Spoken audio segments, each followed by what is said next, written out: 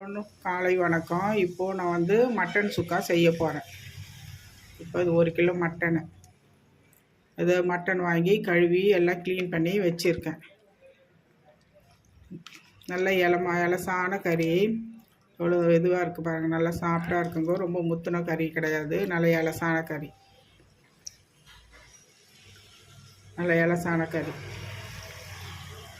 இது 1 kilo mutton clean பண்ணி வச்சுருக்கேன்.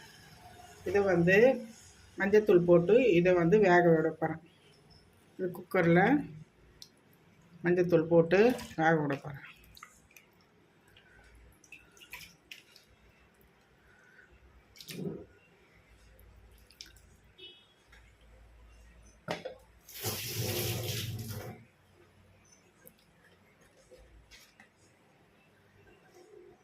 மஞ்சத்தூள் 1 ஸ்பூன் போட்டு மட்டன் சுக்காக்கு மஞ்சத்தூள் போட்டு வேக விட போகிறேன்.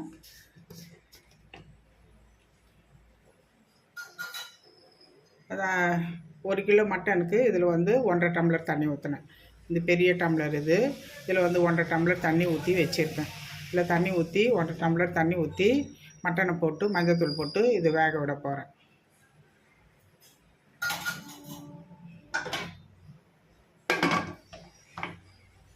இது நல்லா ஒரு 5 விசில் வரணும். உங்களுக்கு கறி எப்படி சாஃப்டாக இருந்தால் ஒரு 4 விசில் 3 விசில் போதும். அதை நான் 4 விசில் விட போகிறேன். உங்களுக்கு கொஞ்சம் ஹார்டாக கொஞ்சம் ரஃப்பாக இருந்ததுன்னா கறி ஒரு 5 விசில் உங்களுக்கு குக்கருக்கு ஏற்ற மாதிரி நீங்கள் விசில் விட்டு அது வெயிட்டு எப்படி வரும் அப்படின்ட்டு உங்களுக்கு தான் தெரியும் இல்லையா? அது உங்களுக்கு ஏற்ற மாதிரி நீங்கள் அது விசில் விட்டு வேக வச்சு எடுத்துக்குங்க. இப்போ 4 விசில் விட்டு நான் கறியை வந்து ஆஃப் பண்ணிவிட்டு அதுக்கப்புறம் மட்டன் சுக்கா எப்படி பண்ணுறேன்னு சொல்ல போகிறேன். இப்போது மட்டன் மசாலாவுக்கு மட்டன் சுக்கா அதுக்கு தேவையான பொருள்லாம் நான் சொல்ல போகிறேன். மட்டன் சுக்கா எப்படி பண்ணோன்னு. இப்போ இது 1 ஸ்பூன் கரம் மசாலா, 1 ஸ்பூன் வந்து சோம்பு சீரகத்தூள், இது 2 பட்டை, ஒரு அன்னாச்சி பூவு, இது கடல் பாசி, கொஞ்சம் சோம்பு வச்சுருக்கேன், 3 ஸ்பூனு நல்ல கொஞ்சம் பெரிய ஸ்பூனில் மிளகாய் தூள் வச்சுருக்கேன். இது வந்து பெப்பர் உங்களுக்கு எவ்வளோ தேவையோ அது லாஸ்ட்டாக அது பெப்பரை நீங்கள் போட்டு நீங்கள் எடுத்துக்குங்க. இப்போ வதக்கிறதுக்கு தக்காளி, வெங்காயம், கருவேப்பிலை, கொத்தமல்லி வச்சுருக்கேன். இப்போ வந்து சுக்காக்கு வதக்கிறதுக்கு இப்போது கறி வேகுது. இப்போ நல்லா விசில் வந்துட்டுருக்குது. குக்கரில் நல்லா விசில் வந்துட்டுருக்கு. ஒரு 4 விசில் வந்துட்டுருக்கு. 4 விசில் வந்தோன்னா நான் ஆஃப் பண்ணிவிட்டு அதுக்கப்புறம் இந்த சுக்காக்கு எப்படி பண்ணணும்னு சொல்கிறேன். இப்போ வந்து எண்ணெய் ஊற்றிப்போம். கடலை எண்ணெய் ஊற்றிப்போம். கொஞ்சம் நிறைய ஊற்றிக்கலாம். நல்லா சுக்கா வந்து கொஞ்சம் எண்ணெயோடு இருந்தால் தான் நல்லாயிருக்கும். இப்போ இந்த பட்டை, சோம்பு, அன்னாச்சி பூவு, கடல் பாசி இதெல்லாம் இதில் போட்டுருவோம்.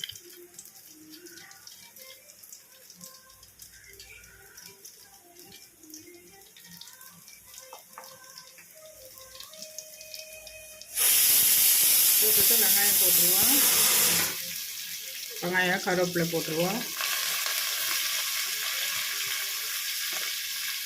இது வந்து சுக்காக்கு வெங்காயம் வந்து பச்சையாகவே இருக்கக்கூடாது.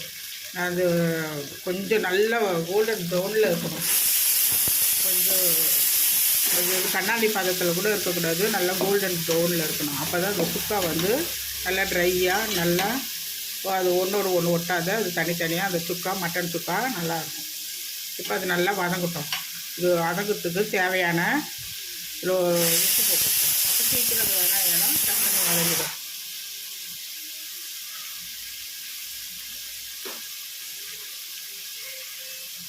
மட்டன் சுக்காவுக்கு தேவையான உப்பு கல் உப்பு தான் யூஸ் பண்ணுவேன். நான் கல் உப்பு போட்டுக்கிறேன். இப்போ வெங்காயம் வந்து நல்லா சீக்கிரமாக நல்லா ப்ரௌனிஷாக வந்துடும்.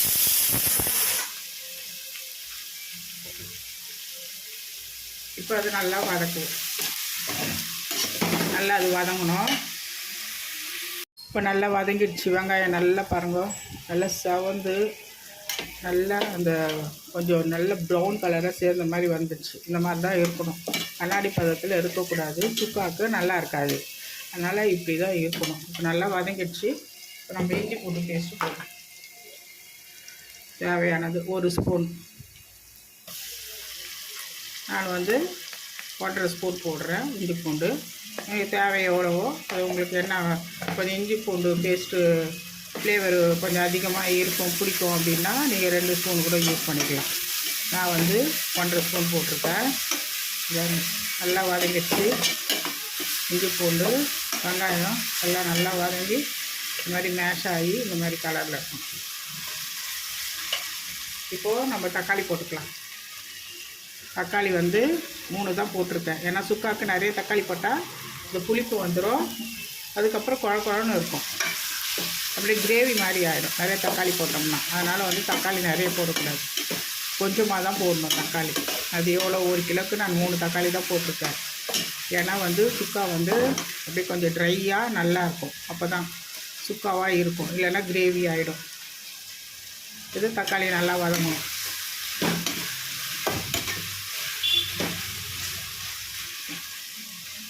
தக்காளி நல்லா வதங்கிட்டோம்னா அதுக்கப்புறம் அது தேவையான அந்த மசாலா போட்டு நம்ம மட்டனை போட்டு அதுக்கப்புறம் ரெடி பண்ணுவோம். தக்காளி நல்லா மேஷ் ஆகிடுச்சு. நல்லா மேஷ் ஆகிடுச்சு பாருங்க. தக்காளி நல்லா மேஷ் ஆகிடுச்சு, நல்லா வதங்கி மேஷ் ஆகிடுச்சு. இப்போ கரம் மசாலா, சோம்பு சீரகத்தூள், மிளகாய்த்தூள், இது குழம்பு மிளகாய்த்தூள், இது 3மே நம்ம இதில் போட்டு நல்லா வதக்கிறோம்.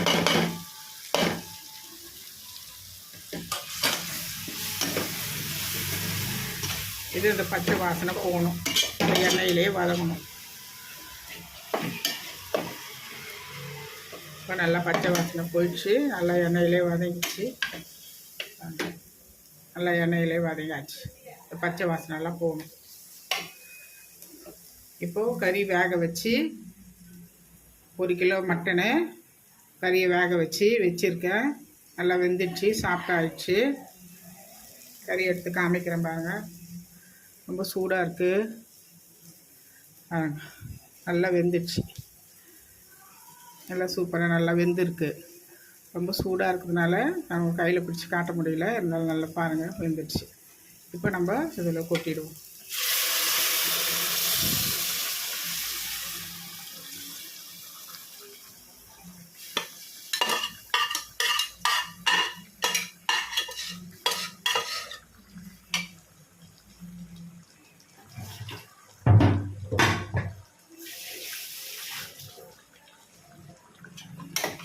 பாருங்கள், இவ்வளோதான் தண்ணியே. இந்த கறி வேக வச்சு வச்சுருக்கேன் இல்லையா மட்டனு, அந்த தண்ணியிலே தான் இது நல்லா சுண்டணும். நீங்கள் வந்து எக்ஸ்ட்ரா தண்ணியெல்லாம் ஊற்றிட்டிங்கன்னா அது வந்து கிரேவி ஆகிடும், மட்டன் கிரேவி ஆகிடும். இப்போயே நீங்கள் என்ன பண்ணலாம், உப்பு பார்த்துக்கலாம், தேவையானது உப்பு எவ்வளோ அப்படின்னு சொல்லிட்டு பார்த்து நீங்கள் போட்டுக்கலாம். நான் போட்டது அது கரெக்டான தேவையானது.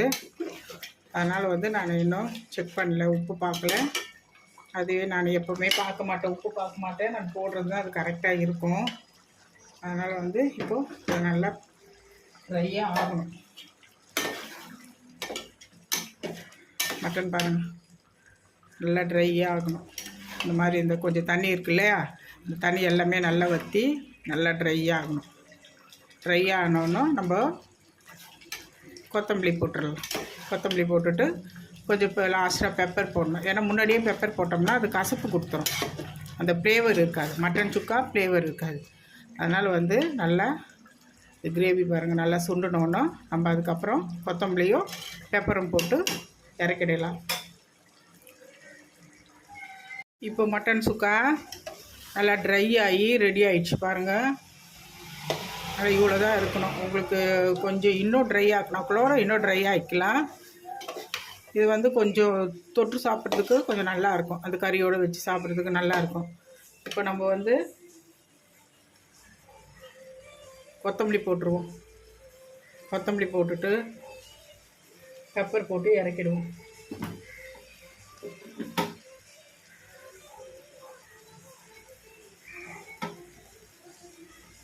கொத்தமல்லி போட்டுட்டேன்.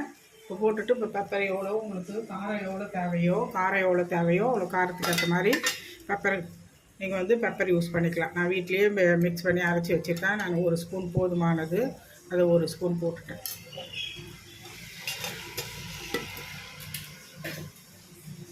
இப்போ போட்டுட்டு ஒரு கிளறி ஆஃப் பண்ணிட வேண்டியது தான். மட்டன் சுக்கா ரெடி. பாருங்க, மட்டன் சுக்கா நல்லா ரெடி ஆயிடுச்சு. நீங்களும் இது மாதிரி மட்டன் சுக்காவை வந்து வீட்டில் செஞ்சு பாருங்கள். செஞ்சு பார்த்துட்டு அது எப்படின்னு எனக்கு சொல்லுங்கள். ஆனால் சூப்பராக இருக்கும். இப்படி தான் பண்ணணும் மட்டன் சுக்கா. மற்ற மாதிரி வேறு மாதிரிலாம் தேங்காய்லாம் அரைச்சி ஊற்றக்கூடாது. இது எப்படியே ட்ரையாகவே இப்படியே தான் இருந்தால் தான் நல்லாயிருக்கும் மட்டன் சுக்கா. நீங்கள் வீட்டில் வந்து சண்டேஸில் செஞ்சு பாருங்கள். இந்த மாதிரி மட்டன் செய்யும்போது குழம்பு செய்யாது, இந்த மாதிரி செஞ்சுட்டு ஒரு சாம்பாரோ ரசமோ அந்த மாதிரி வச்சிங்கன்னா சூப்பராக இருக்கும். நீங்கள் வீட்டில் செஞ்சு பாருங்கள். செஞ்சு பார்த்துட்டு எனக்கு என்ன ஏதுன்னு இந்த கமெண்ட் சொல்லுங்கள். இது தாங்க மட்டன் சுக்கா. இலசான மட்டன் இது. கொஞ்சம் ஹார்டாக இருந்ததுன்னா நீங்கள் விசில் விட்டு அது மாதிரி எடுத்துருங்க. பாருங்க, நல்லா வெந்திருக்கு. இது நல்லா சூப்பராக நல்லா வெந்திருக்கு. அதனால் வந்து 4 விசில் தான் விட்டேன் நான். நல்லா வெந்துடுச்சு, மட்டன் சுக்கா வெந்துடுச்சு. இப்போது மட்டன் சுக்கா ரெடி. இதை நீங்கள் செஞ்சு பார்த்துட்டு பிள்ளைங்களுக்கு எல்லாருக்கும் நல்லா கொடுங்க. நல்லா சந்தோஷமாக சாப்பிடுங்க. தேங்க்யூ.